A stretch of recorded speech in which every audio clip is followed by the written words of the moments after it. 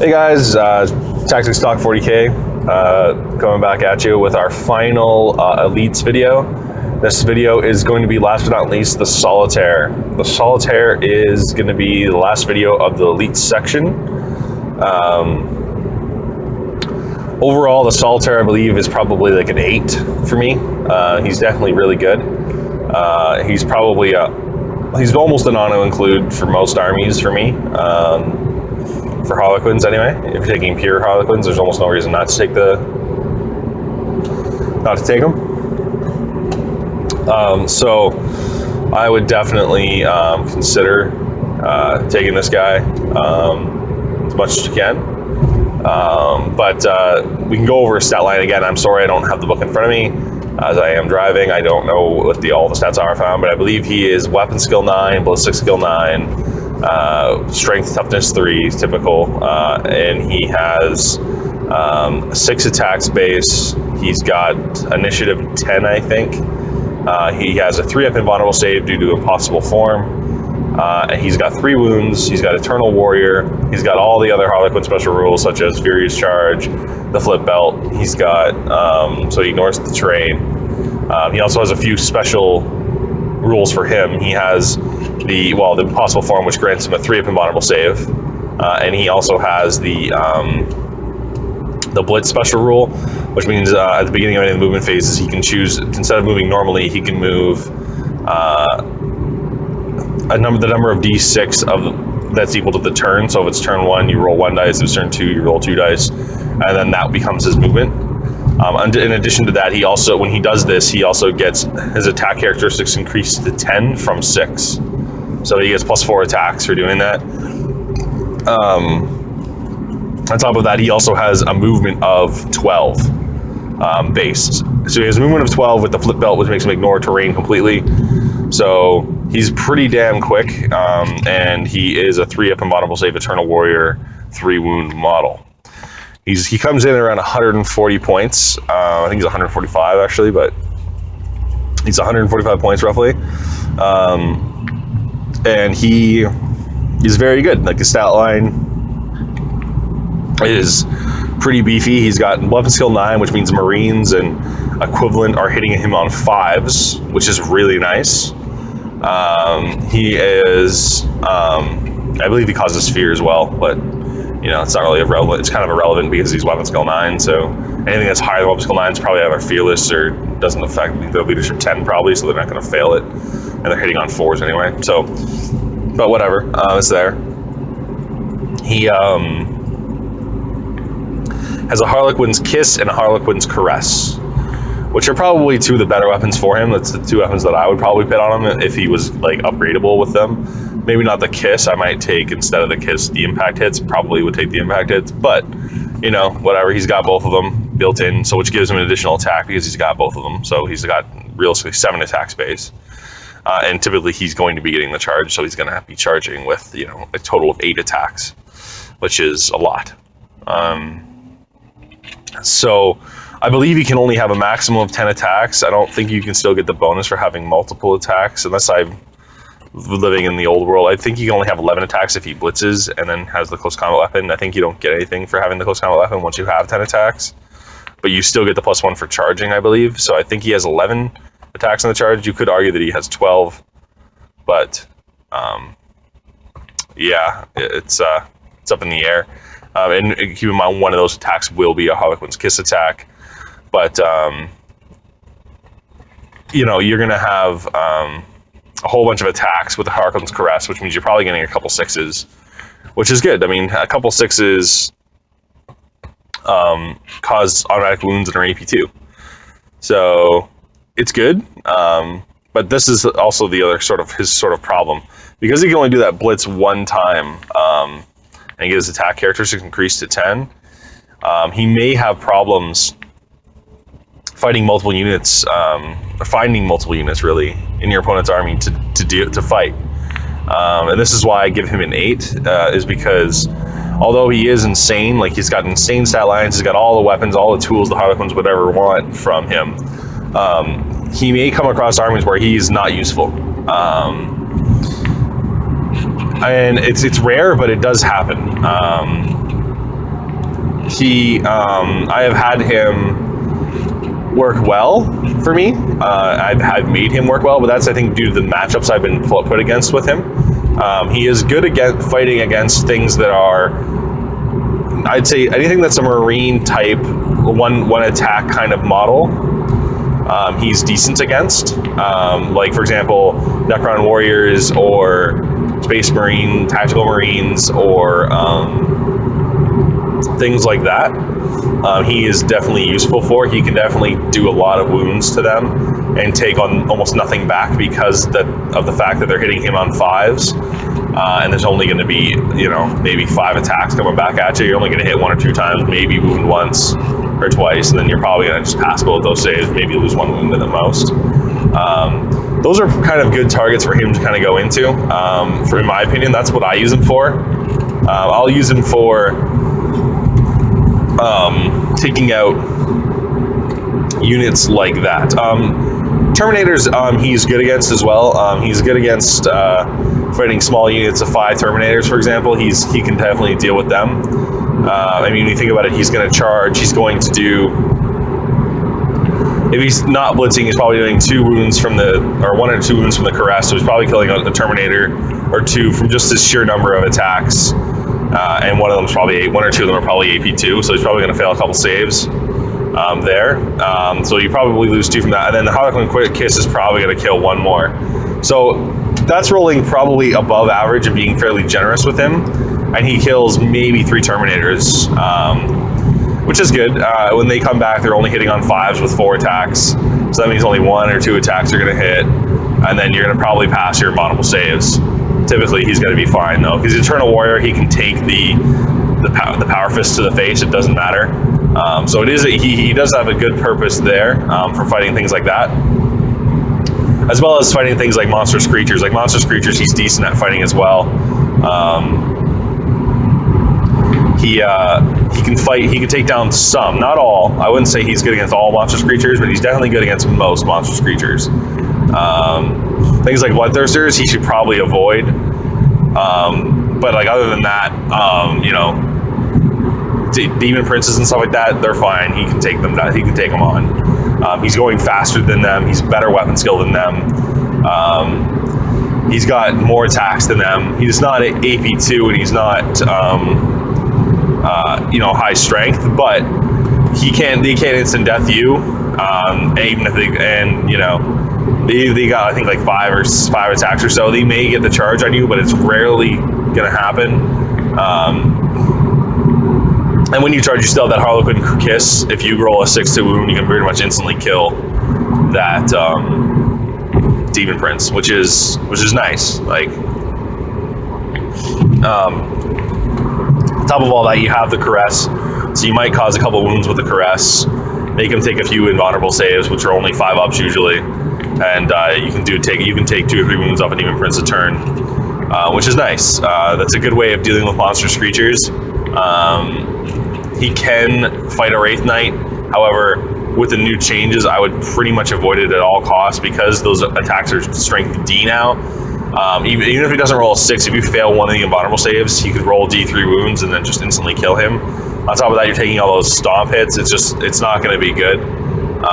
In the past, I used to tie Wraith Knights all game with a Solitaire. That's what I used to use them for all the time. Unfortunately, he lost that functionality with the new changes of the Eldar book. Do not fight Wraith Knights with your Solitaires. You will definitely lose. It's not a good target anyway. I mean, if you have no other choice and you need to tie it up for a turn, I guess it's not a terrible decision. You're just basically hoping he doesn't roll 6, and you hope to pass all your invulnerable saves. Because he is weapon skill 5, so he is hitting you on 4s, not 5s.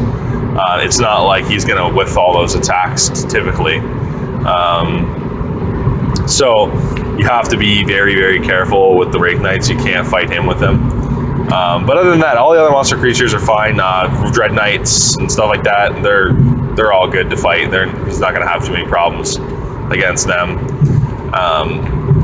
So yeah, it's a good thing to do. You can also put him into a Dreadnought if you wanted to tie it up for a turn. Dreadnought's going to basically hit on 5s, probably with all of its 3 attacks most likely, and do nothing that turn. It prevents you from getting, charged by a Dreadnought into your other Harlequins. Although your Harlequins can still deal with it, I think tying them up with a Solitaire is a better choice for a turn or two until you're ready to pop out and move on to the next target. And typically that's how I use the Solitaire. The Solitaire is used to tie up the big scary things and to keep them at bay. That's typically the best use for him, in my opinion. And yeah, that's how he should be applied on the battlefield if you can. Another good use for him is in a pinch, he could take out light vehicles for you. He can take out, land speeders and rhinos. Anything really with 10 armor in the back or, low armor and low hull points, he is definitely fine on taking out. He can definitely do a couple hull points on one of them. With the Harlequin Caress, he's probably going to roll 1 or 2 6s, causing an extra automatic penetrating hit. And then you still have a Harlequin Kiss to the back armor, which is strength 6, which is going to do something on a 4. And then all the other attacks that hit from the Caress that are not 6s are going to do stuff on 6s, so to wound anyway, or to pen. So, typically you're going to cause 3 hull points, and you're probably not going to cause it to explode because most of the time you're just glancing it. And yeah, it's a good method to popping vehicles, and he can do it if he gets in position. And I have actually in the past have had him pop like a Rhino, pop out 10 Tactical Marines, have a 10-man unit of. I guess you can't do that anymore with the new edition. Never mind. Disregard what I was about to say. But